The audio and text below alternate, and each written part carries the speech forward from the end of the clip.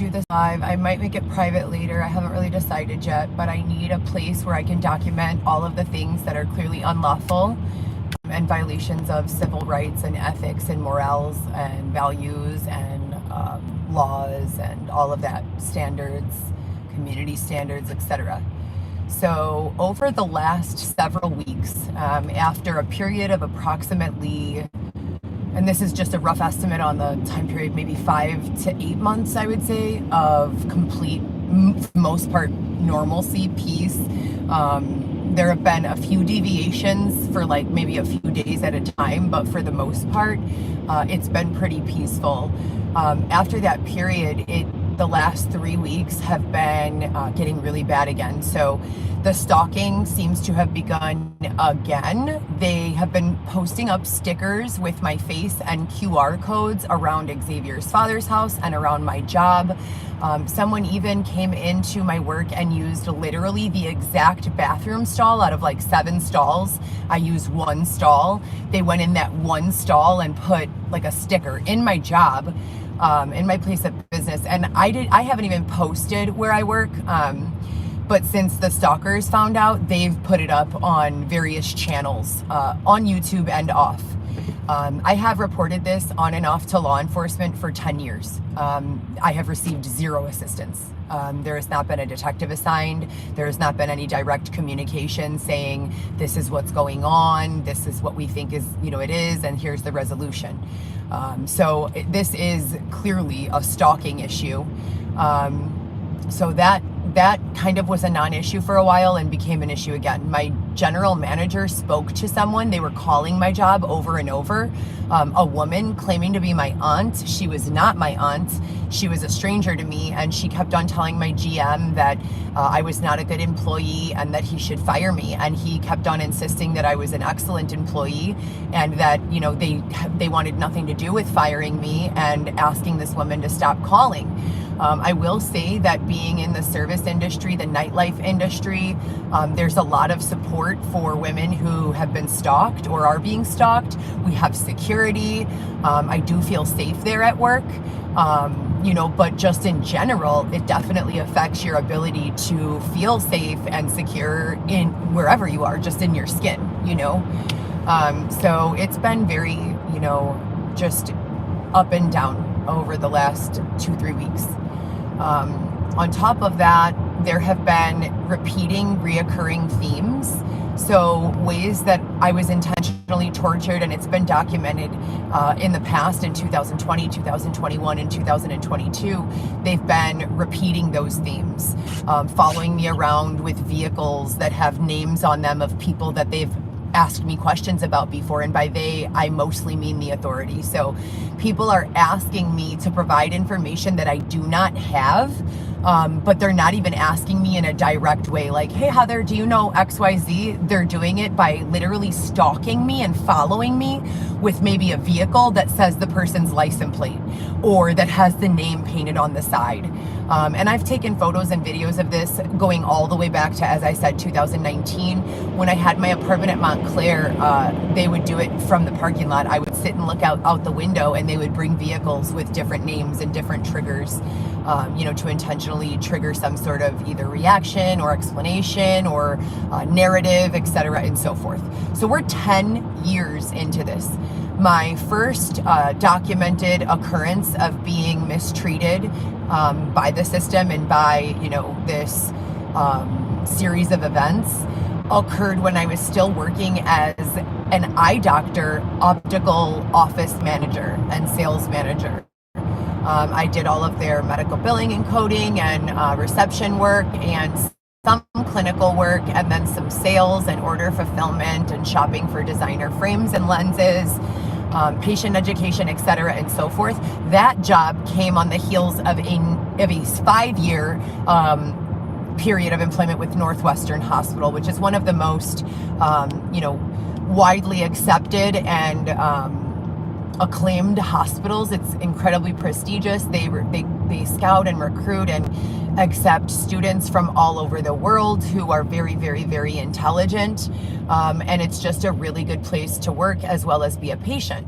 Now, working in that setting for 5 years, shoulder to shoulder with physicians of all kinds, you can clearly see that if there were an issue with my behavior, any one of them would have been able to see it and call it out. But it was actually quite the contrary. I was basically like the binding of the notebook for my doctors and offered them, service in the capacity of administrative as well as clinical that none of the other MAs were able to provide, which is why I believe that I excelled there and was able to take on, so much of the workload. And I learned a lot while I was there. But now going back to the ophthalmology job, about 3 months after I transitioned out of that position is when I met David Shepard. David Shepard is a detective was a detective for the city of Chicago in 2015. And I was driving in the car with my suegra, my mother-in-law at the time, and he pulled up behind me in an SUV with several other escorts, all tinted out. And he told me, "You're going to come with me." And they let my suegra go, and they put me in a car. I had no criminal record and no experience with the police. He brought me to an unmarked black hole site near 26th in California that looks like an abandoned factory. He intimidated me for 8 hours. He brought out a box of evidence against some people who were customers of the nightclub that I was working bottle service at. And they told me that I was going to continue to hang out with those people on a daily basis and report back to him via text and phone. And that if I didn't do that, that I was going to pay, that my children were going to be taken from me, that he was going to put them into the DCFS system, and that, if I wanted to live a good life and protect my children, that I was going to continue to go around this group and give him updates on a daily basis. A week later, he pulled me again out of my home and told me that I was going to steal a laptop computer from a woman who was his target. I said no and refused. He said that if I didn't do it, he was going to take my kids away. I got a lawyer named Nick Albuquerque. I told Nick everything that was going on, and the case was heard in front of Internal Affairs, and David Shepard lost his job as a detective in the city of Chicago. He has since been rehired elsewhere, but IA, Internal Affairs, listened to the case and went into my phone. Their technology department put a live feed into my phone so that anytime I was receiving any incoming text messages or calls, they had it at the same time I did. And they punished him for what he did. I have been victimized by so much scrutiny since that time, it's not even funny. After that took place, several other members of law enforcement decided that they would exploit my relationship with Dylan Smith, inmate number Y12173, and that they would, with him, either in combination, coordination, or without each other's knowledge, that they would be continuing to use me for a number of different things. Their goals were never ever once communicated to me, but I know that that's what was going on. To fast forward, all of this corrupt shit, like, who am I as a civilian to be held to what standard? And how do we have detectives and authorities who are able to put a woman, a single mother, I was a single mother at the time of 3 children, now I have 4, through that type of pressure and hell, for lack of a better word. I am still dealing with stalking, with immoral and unethical treatment, with all sorts of things that came as a direct result of that entire issue. Everything, all of the deals that person was working with Dylan, Wayne Jakowski is the state's attorney in charge of public corruption. He was part of signing deals with Dylan. I had nothing to do with that, but he began telling people that it was all me and I became their target. Since 2020, I was sexually assaulted, jumped and stabbed by 3 women with screwdrivers, and bludgeoned over the head with a tire iron. This is unacceptable. I have not received victim services for anything. I have not received any assistance with any of the social service issues that were taking place, and I was gate kept out of housing on and off for 5 years.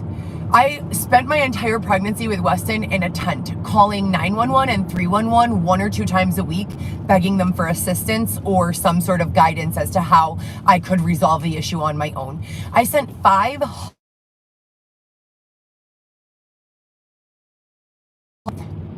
I have tremendous amounts of experience in every field, from medical to hospitality to entertainment to staffing to HR to catering. There's really nothing I can do. I've worked to not allow me to earn my own income, to oppress me in a tent, to look the other way while someone sexually assaulted me, and then even further, to bring my family into the system through DCFS and deny me my right to raise my child. This should not be occurring in the United States of America or in any country. So the things that are going on definitely demand the attention, time, and energy of someone probably from the FBI or whatever agency is responsible for, Wayne Jakowski, public corruption state's attorney. Like, we need to talk. We need to talk. And I've emailed and I've called and I've requested a meeting and I filed police reports. I was working with Detective James Cleese from Pulaski and Foster, emailing him every week updates about my situation and what was taking place, until his voicemail box literally and his email box literally started bouncing the emails back. And that just started happening in 2024. And they did not assign another person to check in with me.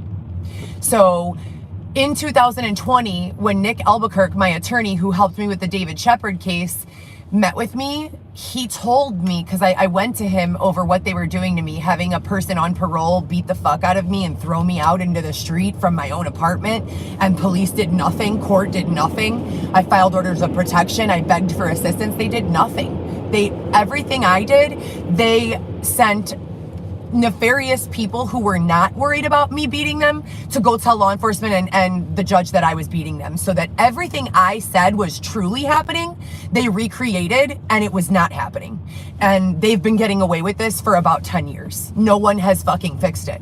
So what I know now is that there is a way to resolve it. And I know that because since Weston's birth, I've had 0 slander calls, 0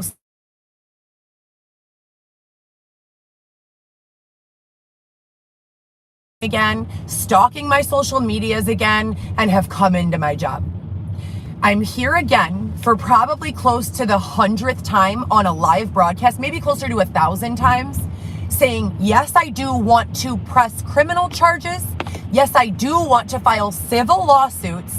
Yes, I do want to move forward with all of these cases. What I really want is peace. What you've proven to me, what you've shown me and given me no choice but to believe about you, is that you don't give a fuck about what I want. So I know that there is AI that I can hire, and that's my goal right now, is to just earn as much money as humanly possible. Sponsors, if you're out there and you would like to donate towards another lawyer, I have a standby attorney, but represent myself in the case over my infant child being literally kidnapped by the Department of Child and Family. And he's been with them for over a year, and I've satisfied all of my requirements, yet they're still saying, just continuing the court dates. All of these people deserve to be imprisoned. And here is the only place that I have been able to articulate and document and not be, completely ignored or destroyed. I have to do what I call a soft focus when I'm doing these videos, because what has been allowed by YouTube, by Instagram, by TikTok is assault. It's assault. There needs to be, and supposedly is, regulation that can prevent this type of bullying and assault from occurring. I know it exists. They've prevented it for the last several months. Now all of a sudden,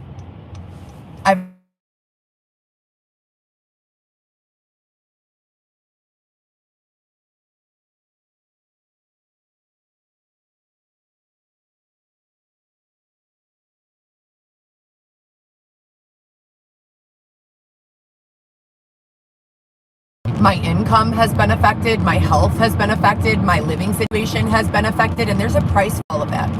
And I don't want to keep talking about it, so I'm not being permitted a lawyer, and intentionally denied the opportunity to make money on a number of occasions and for a number of years. And as I said, as things continue to improve, everything starts coming back. It's like they are so scared of me being successful. And as I continue to take steps forward in my life, the resistance and the abuse that they present me with is also increasing. So I don't know how else to describe it than that. There are people who are aware. As I said, the lawyer Nick Albuquerque, my lawyer for many, many years, has already, advised me to flee the state of Illinois. The fact that he has said that I'm not going to flee the state. My children live here. My family lives here. I'll be right here, reporting live, not from the gutter, and with witnesses. So that's all that I can do, and my career, in marketing and in entrepreneurial endeavors, it will continue at whatever rate it's allowed to continue. And what I mean by that is, and if you understand the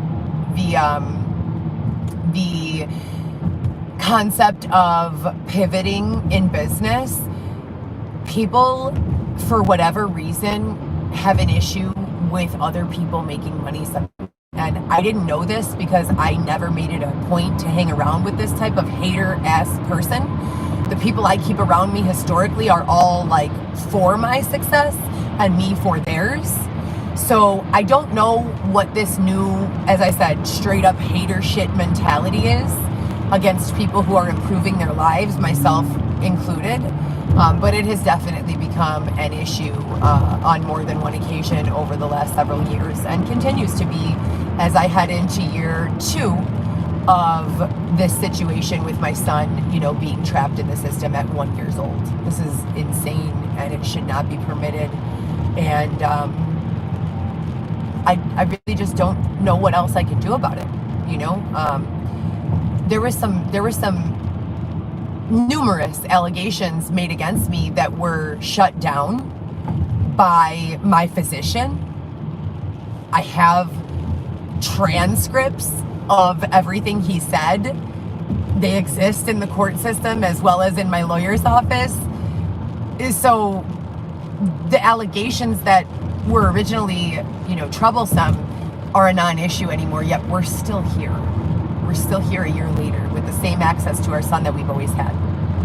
So my other 3 children are still living with their dad. They've been for the last 4 or 5 years. Before that, they lived with me their entire life. And my oldest daughter is 18, about to be 19. So I've been a mom for about 20 years now, and a grandma for about a month. I'm too old for this shit, you guys. You gotta fucking lay off, for real. I'm not here for it. I'm not consenting to it. I will not be your self-sacrifice, nor should you expect me to, or think that it's in any way acceptable to take a woman who has children and sacrifice her for the well-being of some fucking crackhead ass pieces of shit. Period. I'm over it. So that's the update for today. I sent several emails to and expressed in writing my desire to sue. I would like to move forward with lawsuits. They just ignore me. So I don't know if I'm boxed in again and my emails are not getting in or out. I don't know if I'm hacked and they're deleting the emails before I get to see them. I don't know what's going on. All I do know is that I am unwilling to cooperate with being your victim another time. I am unwilling to cooperate with you exploiting my personality, using my likeness for personal gain to harm others. I am unwilling to continue to invest time and energy and effort into anything that is not 1,000% putting money in my pocket, a house in my name for me and my children, and stability. That's it. That is it. There is nothing else. So that's it. I'll talk to you guys later. That's the update. They canceled our last court date that was scheduled in January and continued it all the way to April. So I'm waiting on that. But I would really, really appreciate all of the love, good vibes, prayers, whatever you believe in that I can get. And if you are someone who would like to assist me, if you are someone who believes in one love and You wouldn't want to see your mother be raped and thrown in a tent and beat up and stabbed 11 times and bludgeoned over the head. If you're someone who, believes in all of the things that our forefathers fought for, civil liberties, freedom, fairness, equality, access to resources, if you think any of that's important, please look into my case. Please help to support me get in front of the right judge so that I can receive and the world can receive the justice that we are owed. Because I am not so filled with ego that I believe that I'm the only one who's ever experienced such adversity and such oppression and such corruption. So let's resolve it. I'm looking for solutions. I want it to stop. In the last 24 hours, I probably received close to 30 prank calls, stalking calls. Again, that hasn't been an issue for about 6 to 7 months. So I can't go to law enforcement. I've gone to them about 100 times. They laugh in my face. They tell me that there's nothing they can do. I literally just sit in the receiving end, completely powerless, just being stalked. That's not acceptable. Not for this country, not for any country.